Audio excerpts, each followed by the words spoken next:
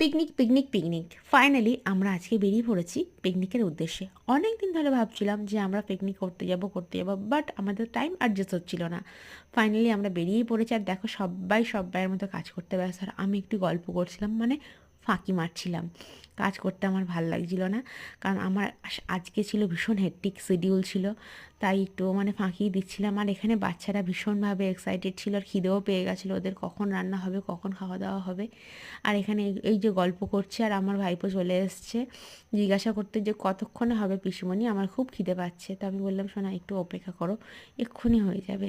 আর এই যে আমার সুইট কাকিমা হাসছে আর রসুন ছাড়াচ্ছে, আর আরেক কাকিমা লঙ্কা কাটছে, আর আমার সুইট সুইট গোলুমলু বৌদি দেখো কি সুন্দর করে হেসে দিল, বাবা।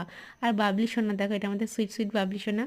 আর এরা এখন ঝগড়া করতে ব্যস্ত হয়ে পড়েছে, কি বলি আর, বাচ্চাদের ঝগড়াঝাটি তো জানোই, এই ভাব এই মিল, এই ভাব এই মিল।